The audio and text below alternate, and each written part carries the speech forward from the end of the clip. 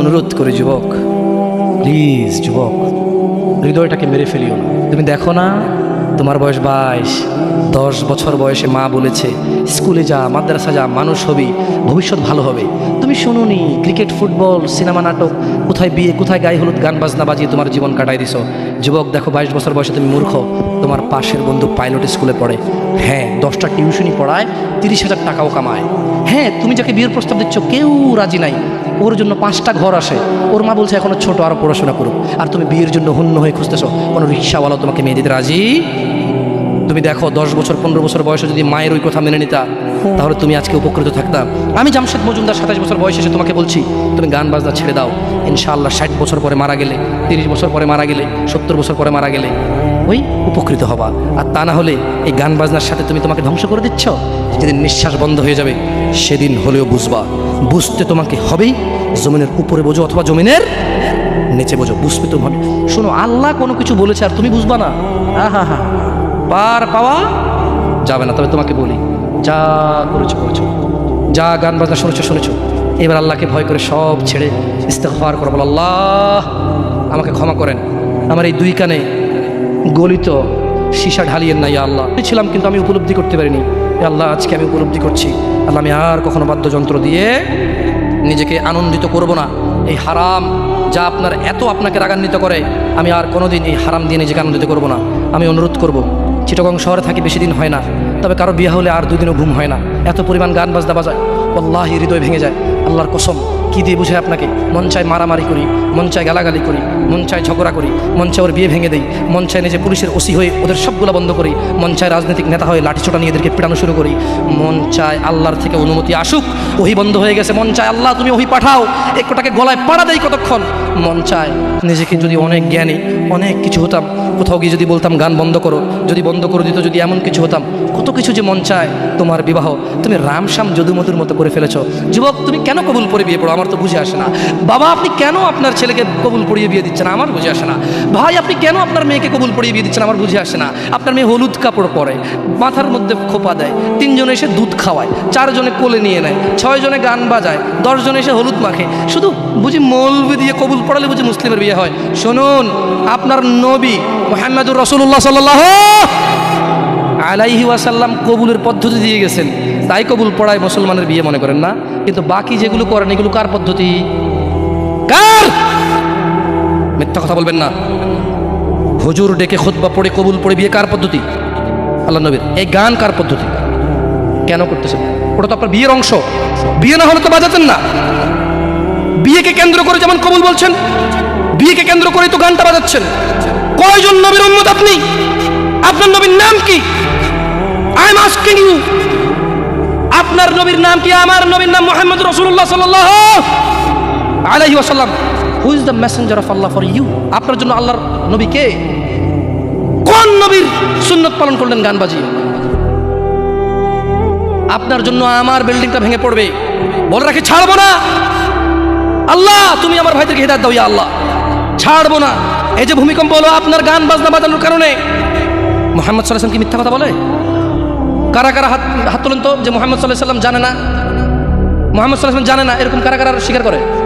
আল্লাহ নবী বলেছে, যখন বাদ্যযন্ত্র বেড়ে যাবে, গায়িকারা সম্মুখে এসে নাচবে, তুমি অপেক্ষা করো, পাহাড়গুলো কেঁপে উঠবে, পৃথিবীটা নড়ে উঠবে। জালজালা ইযা জুলজিলাতিল আরদু জিলজালাহা, যখন পৃথিবী প্রবল কম্পনে প্রকম্পিত হবে। ওয়া খরাজাতিল আরদু আসকালাহা, যখন এই মাটি তার ভিতরে যা আছে একদম লাথি মেরে বের করে দেবে, লাশ হোক আর যাই হোক, মাটি বলবে যে বের হও, বের হও আমার থেকে, বের হও, আমি তোর আর কাউকে রাখবো না। ওয়া ক্বালাল ইনসান, মানুষ বলবে মালাহা মালাহা, পৃথিবীটা কি হলো, এই মাটির কি হলো, কেন সে কবরগুলো লাশগুলো বের করে দিচ্ছে, কেন সে স্বর্ণ মতি হীরা মানিক্য বের করে দিচ্ছে, মালাহা এর কি হলো, কেন পাহাড় নড়ে উঠছে, কেন পাহাড় ভেঙে চূর্ণ বিচূর্ণ হয়ে যাচ্ছে? মানুষ বলবে মালাহা, পৃথিবীর কি হলো? বিআন্না রাব্বাকা আওহালাহা, পৃথিবী এটা করবে, বিআন্না রাব্বাক, কারণ তোমার প্রতিপালক আওহালাহা পৃথিবীকে আদেশ করেছে। আপনি গান শোনেন, আমি শুনি না, আপনি গান বাজান, আমি বাজাই না। যখন চিটাগং নড়ে উঠলো ভূমিকম্পে, আপনার বাড়ির সাথে আমার বাড়িটা উঠছে। বন্ধ করেন এই জুলুম আমাদের উপর। আল্লাহর দিকে তাকিয়ে বন্ধ করেন, আল্লাহর দিকে তাকিয়ে বন্ধ করেন। আপনার বাড়িটা যদি ভেঙে ফেলেন, ইচ্ছা বুলডোজার ভেঙে ফেলেন, কেউ ধরবে? কেউ জিজ্ঞেস করবে আপনাকে? আপনি গান বাজনা শুনে ভাবে পৃথিবীতে বিপর্যয় নিয়ে আসতেছেন। ইত্তাকিল্লাহ হাক্কা তুকাতিহ, আল্লাহকে ভয় করুন যেভাবে ভয় করা উচিত। ইয়া শাবাব, আহলুল মুনাফিক, নামধারী কিছু মুসলমান, এদের ফাঁদে পা দিও না। তারা চায় তোমরা নেশায় মত্ত হয়ে তোমরা তোমাদের জীবনটাকে জাহান্নামে উজাড় করে দাও। তারা চায় তোমরা শয়তানের ফাঁদে পা দিয়ে তোমরা আল্লাহ দ্রোহিতা এবং রাসূল দ্রোহিতায় মেতে ওঠো। অথচ আল্লাহ চায় তোমরা সফলতার দিকে আসো, আল্লাহ চায় তোমরা আল্লাহর ক্ষমার দিকে আসো, তোমরা সফল হও, আল্লাহ চায়। আল্লাহ সুবহানাহু ওয়া তাআলা বলেন, ইয়া আইয়ুহাল্লাযীনা আমানু ইন্নামাল খামরু ওয়াল মাইসির ওয়াল আনসাব ওয়াল আজলাম রিজসুম মিন আমালিশ শাইতান ফাজতানিবুহু লাআল্লাকুম তুফলিহুন। হে তোমরা যারা ঈমান এনেছো, মদ, জুয়া, মূর্তি পূজার ব্যাধি ও ভাগ্য নির্ণয় গণকের কাছে যাওয়া শিরক, গণকের কাছে যাওয়া শিরক। ভাগ্য নির্ণয় করার শর্ত কেবল ঘৃণার বস্তু, শয়তানের কাজ, কাজেই তোমরা সেগুলো বর্জন করো। ফাজতানিবু, কাজেই তোমরা সেগুলো বর্জন করো। ইয়া শাবাব, হে মানুষ, তোমরা মদ, জুয়া, গান, বাজনা, ভাগ্য নির্ণয় করে এরকম জিনিস থেকে বেঁচে থাকো। আল্লাহ বলছেন যে রিজসুম মিন আমালিশ শায়তান, এগুলো শয়তানের কাজ, এগুলো ইবলিসের কাজ।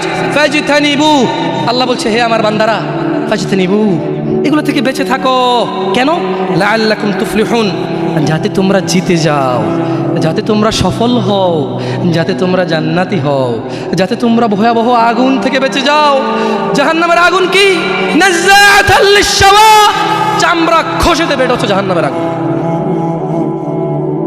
জাহান্নামের আগুন থেকে বাঁচার দরকার আছে না নাই? এইভাবে এলোমেলো চলাফেরা, শুক্রবারের নামাজে গিয়ে বাকিও সব বাদ দিয়ে নামাজও পড়বো, শুধু খাবো।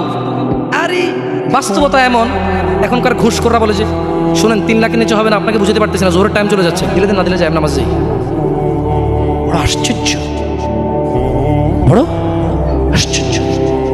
আরে ভাই, নামাজ আল্লাহর সাথে অপরাধ, ক্ষমাকারী কে? জানা আল্লাহর সাথে অপরাধ, ক্ষমাকারী কে? মদ পান আল্লাহর সাথে অপরাধ, ক্ষমাকারী কে? কিন্তু যার থেকে ঘুষ নিছেন, এটা কি আল্লাহর হোক না মানুষের হোক? ক্ষমাকারী কে? মানুষ, আল্লাহ না। আল্লাহ ক্ষমা করবে না, আল্লাহ নিজের উপরে হারাম করে দিয়েছে এটা। আপনি যদি বলেন যে আমি 3 দিন ভাত খাবো না, পারবেন?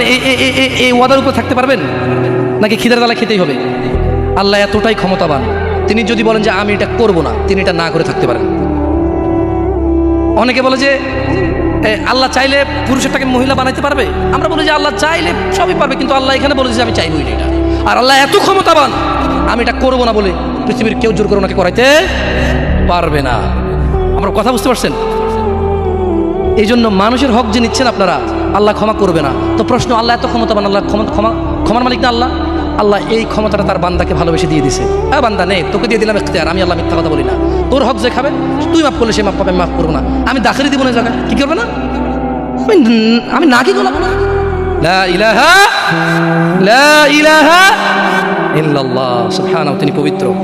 তো তারা চায় তোমরা মদ, জুয়া, নেশায় ব্যতিব্যস্ত হয়ে থাকো। নামধারী মুসলিমরা চায়, মুনাফিকরা চায় এটা। কাফেরদের দোষ দিয়ে লাভ নাই, 90% মুসলমান দেশ, আপনারাই তো বলেন। তা কাফের কি করে?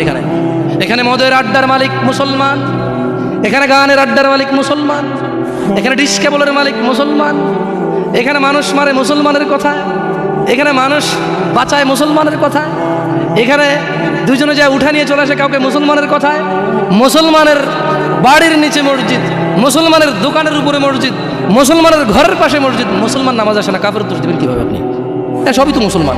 তো এরা কি মুসলমান না মুনাফিক? এরা মিথ্যাবাদী। কি আপনার মনে কষ্ট নিচ্ছেন যে আমাদেরকে গালি দিয়ে গেল? ওয়াল্লাহি ওয়াল্লাহি ভুল বুঝিয়েন না। আমি এই কথাগুলো বলে বোঝাতে চাচ্ছি, আপনি যে নামাজ পড়েন না, এটা ছাড়া বিকল্প নাই। আমি বলি না যে আপনি খারাপ জাহান্নামে চলে যাবেন, না। আপনার মালিক কে?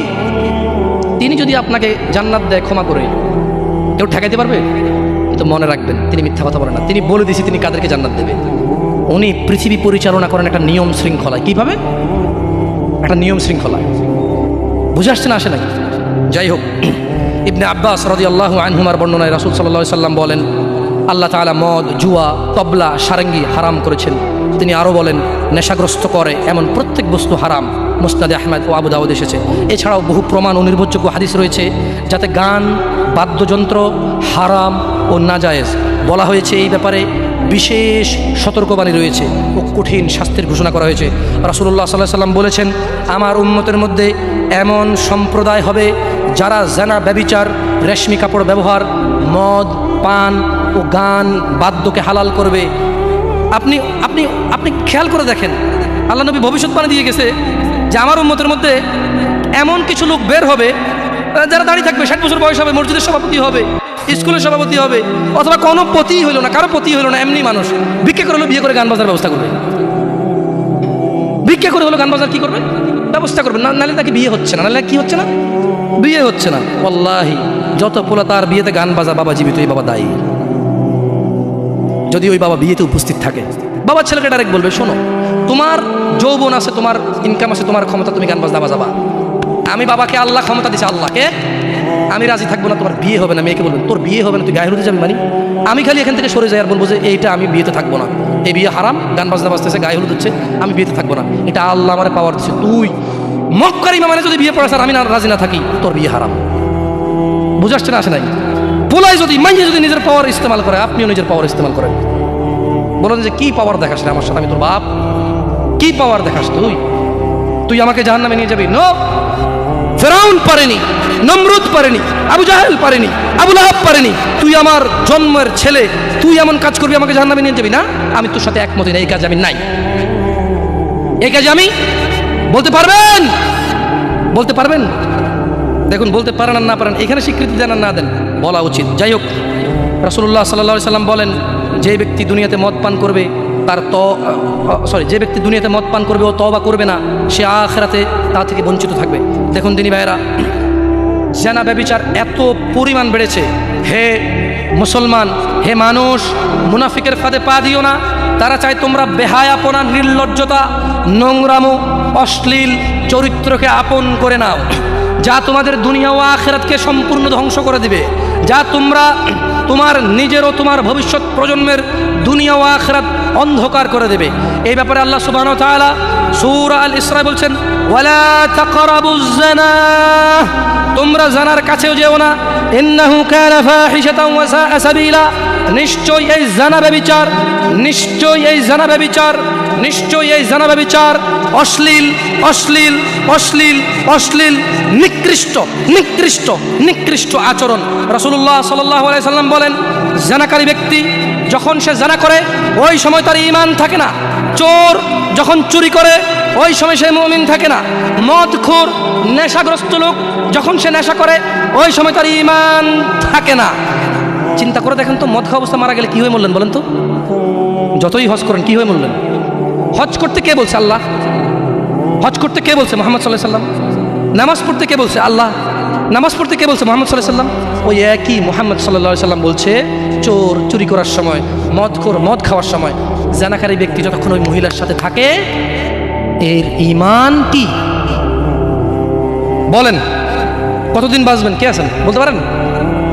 আবারও পাইলাম না। আমি ভাবছি এতক্ষণ শোনার পর একটু সাহস হবে, বলবো যে আমি এতদিন বাঁচবো।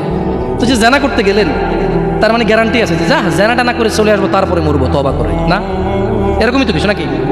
আল্লাহ আমাদেরকে বুঝার তৌফিক দান করুন। দেখুন দিনী ভাইয়েরা, আল্লাহ সুবহানাহু ওয়া তাআলা বলছে যে নিশ্চয়ই তোমাদের ধন সম্পদ ও তোমাদের ছেলে সন্তান তোমাদের জন্য পরীক্ষা এবং তোমাদের শত্রু। কিছু কিছু ক্ষেত্রে ছেলে সন্তান ধন সম্পদ কি শত্রু। যে এই ছেলের জন্যই তো রেপ করে আসছে, আপনি বলছেন যে না আমার ছেলে নির্দোষ। 5 লাখ টাকা উকিলকে দিয়েছেন, 10 লাখ টাকা অমুককে দিয়েছেন, 3 লাখ টাকা অমুককে দিয়ে একটা মেয়ের জীবন নষ্ট হয়ে গেল, আপনি পরোয়াই করেননি। কার জন্য এটা করেছেন বলেন তো? আপনার নিজের জানা করার কারণে নাকি ছেলে? নিজের জন্য না ছেলের জন্য? হ্যাঁ, তো বলেন এই ছেলে কি শত্রু না মিত্র? এই ছেলে এই যে আপনি একটা অন্যায়কে সাপোর্ট করে গেলেন, যদি আল্লাহ আপনাকে জিজ্ঞেস করে আপনার বাচ্চা আছে, এই অন্যায়টা আপনি কার জন্য করছেন? কার জন্য? তাহলে এই ছেলেকে শত্রু না বন্ধু? এই জন্য দিনী ভাইয়েরা, আমি এতক্ষণ থেকে আপনাদেরকে কিছু নসিহত করেছি, আপনাদেরকে বলে রাখি, আপনি, শুধু আপনি না, এই পৃথিবীতে যত মানুষ আর জিন আছে সব যদি একসাথে হয়ে ফন্দি করে যুক্তিশলা পরামর্শ করে আল্লাহ দ্রোহিতা, আল্লাহ বিরোধী কাজ করে, আল্লাহর কিছুই যায়? জোরে বলেন তো, আল্লাহর কিছুই যায়? এই পুরো পৃথিবীর মানুষ এবং জিন সবাই যদি একসাথে কোনো গুনাহ না করে, শুধুই আল্লাহর অনুগত্য করে, আল্লাহর যেই ক্ষমতা, আল্লাহর যেই মহত্ব, কিছুই বাড়বে কিছুই বাড়াইতে, কিছুই কমাইতে পারবেন না। আপনাকে একটা কথা বলি, নিজেকে বেশি অপরাধী মনে করিয়েন না। আপনি এত ভালো আল্লাহ পেয়েছেন, আপনি এত ভালো রব পেয়েছেন। বনি ইসরায়েলের একজন লোক 99 জন লোককে হত্যা করলো। তারপর সে চিন্তা করলো আমার ভালো হওয়া উচিত, ক্ষমা পাওয়া উচিত, জাহান্নামের আগুন থেকে মুক্তি পাওয়া উচিত। বাবা আমি জাহান্নাম সহ্য করতে পারবো না, কিভাবে আমি জাহান্নাম থেকে বাঁচবো? তখন সে একজন জ্ঞানী লোকের খোঁজ নিল এবং জিজ্ঞেস করলো যে আমার কি ক্ষমা হবে? ওই লোকে বললো যে না না, তোমার তো ক্ষমা হবে না। একবার তারেও মেরে কতজন পূর্ণ করলো? কিন্তু তার হৃদয়ে যন্ত্রণা কমেনি। ওই যে একটা যন্ত্রণা, কি কাজ করলে আমি ক্ষমা পেয়ে যাব, কি এমন কাজ করলে আমি আল্লাহর আযাব থেকে রক্ষা পাবো। সে আল্লাহকে প্রচণ্ড ভয় পাচ্ছিল। অ্যাট দ্য সেম টাইম সে সিদ্ধান্ত নিয়েছিল যে সে আর হত্যাই করবে না, সে ভালো হয়ে যাবে, অন্যায় করবে না, সে অন্যায় করবে না। কিন্তু তার ভালো হওয়ার জন্য একটা গ্যারান্টি লাগবে যে কে আছে এমন যে আমাকে বলবে কি করলে আমাকে আল্লাহ ক্ষমা করে দেবে। ওই লোকটা যখন মারা যায় আল্লাহ তাকে জান্নাত দিয়েছে। কেন? সে ভালো হওয়ার ইচ্ছা পোষণ করেছে। আপনিও ভালো হওয়ার ইচ্ছা পোষণ করেন, করবেন তো ইনশাআল্লাহ। আর ভালো কখন হতে হবে? কালকে? কালকে কখন থেকে ভালো হতে হবে? না বিয়ের পরে। ভালো কখন থেকে হতে হবে? না চাকরির পরে। ভালো কখন থেকে হতে হবে? একটু দাঁড়িয়ে পাকার পরে, নাকি এখন থেকে? একটু নিজেকে প্রশ্ন করিয়েন। যখন বলবেন কালকে থেকে ভালো হয়ে যাব, মহা অন্যায় কথা। মানে আপনি নিশ্চিত গ্যারান্টি দিয়েছেন আপনি কালকে পর্যন্ত বাঁচবেন। এটা কত জঘন্যতম কথা না? আল্লাহ আমাদেরকে বোঝার তৌফিক দান করে দিন ভাইরা। একটা হাদিসে কুদসি শুনিয়ে চলে যাবেন ইনশাআল্লাহ তাআলা। বক্তা এসে গেছেন মাশাআল্লাহ আলাইহি। আল্লাহ ইয়াহফাযহু ওয়া ইয়াহফাযকুম। আল্লাহ সুবহানাহু ওয়া তাআলা ফেরেশতাদেরকে ডেকে বললেন। কাকে? কাকে ডেকে বললেন? ফেরেশতাকে। যে হে ফেরেশতারা, আমার কোনো বান্দা সে যদি গুনাহ করার ইচ্ছা করে, কি করার ইচ্ছা? তুমি লেখিও না।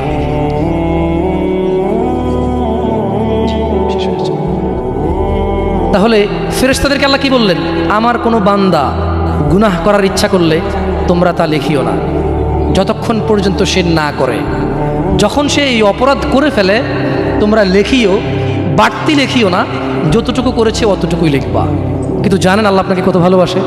এই সেম আল্লাহ ফেরেশতাদেরকে বললেন, শোনো, আমার কোনো বান্দা যদি কোনো ভালো কিছু করার নিয়ত করে সঙ্গে সঙ্গে নেকি লিখে ফেলো। সুবহান। আমার কোনো বান্দা যদি ভালো কিছু করার নিয়ত করে সঙ্গে সঙ্গে লিখে ফেলো। সে এই কাজটা করা পর্যন্ত অপেক্ষা করার দরকার? সে নিয়ত করছে এটা করবে, মাদ্রাসা দান করবে, মাহফিলে দান করবে, মসজিদে দান করবে, সিগারেট ছেড়ে দেবে, এখন থেকে ছেড়ে দিছে, প্রতিজ্ঞা নিছে, এখন থেকে মদ খাওয়া ছেড়ে দিছে, এই এখন এই মাহফিলে প্রতিজ্ঞা নিছে, ইনশাআল্লাহ তাআলা ফজরে আমার যা হয় হয়, মসজিদ আমার চেহারা দেখবে, আমি মসজিদের চেহারা দেখব। আল্লাহ বলছে যে ফেরেশতা লিখে ফেল, লিখে ফেল। এখন কিন্তু ফজর হয়নি, তো এই লোকটা এরকম প্রতিজ্ঞা করে যদি সে মসজিদে ফজরে উপস্থিত হয়ে যায়, যদি সে মদের বোতল আসলো কিন্তু খেলো না, জুলুম করার সুযোগ আসলো কিন্তু করলো না, সে এবার এই ভালো কাজটা বলে করেও ফেলছে, রাইট? আল্লাহ বলেন যে ফেরেশতা বাড়ায় লেখ, 10 থেকে 700 গুণ বাড়িয়ে দে। ইয়া আল্লাহ, ইয়া আল্লাহ। আমরা তো এতটা অপদার্থ হয়ে গেছি, এতটা নিমুখারাম নাফরমান হয়ে গেছি, ভালো কিছু করার নিয়ত করি না। কোনো হুজুর আসা ঠিক কিনা, সবাই ঠিক, তারপর শেষ, সব শেষ। না, আমাকে ঠিক বলতে হবে না, এখানে সবাইকে শুনে ঠিক বলতে হবে না, আপনি ঠিক হয়ে যান। আল্লাহ আমাদেরকে বোঝার তৌফিক দান করুন।